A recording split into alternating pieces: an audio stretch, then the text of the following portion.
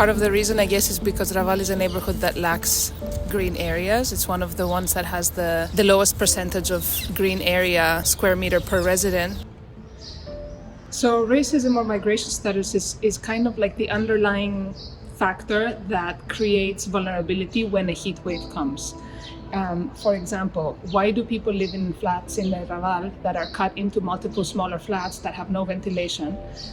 Often without any tenants' rights, because often they don't have formal contracts, which puts them in this position of precarity where they can't ask their landlords to do any improvements, where sometimes they're told that they can't or they're not even allowed to install an air conditioning unit because that will increase the electricity cost. But also people face racism when they try to look for a flat. It's real estate racism. There's been a lot of studies showing how when people call to ask for a flat, to see a flat to rent, they are even denied access to that viewing because they might have a last name that indicates that they're not European. Another issue that is important is when there is a heat wave, for people to get access to healthcare.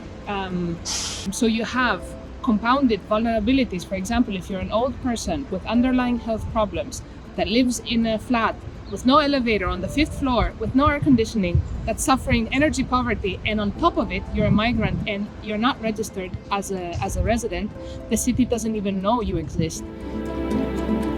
A lot of the residents in the Raval have organized to create spaces where they can use themselves and self-manage in order to escape the heat. These spaces are not just meant as heat shelters, they have multiple purposes, and that's the beauty of them as well, is that they bring people together to talk about the challenges that they're facing in terms of housing, in terms of childcare. So one good example was the Antiga Masana, which was a building that was occupied and served as a meeting space for people to share childcare, to create spaces for kids to be in the summer where there were no casals or no access to summer camps, what they're called.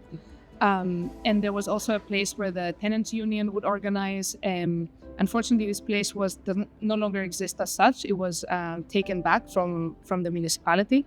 But there's also another place that is also a green area that is self-managed and created about 10 years ago, an urban garden called Agora. And this place is also not just a place where people can go to cool down during the summer, but also a place that has a community kitchen that offers food for homeless people, a place of gathering for the neighbors. And what people have told us is that heat and the experience of heat is also an emotional thing.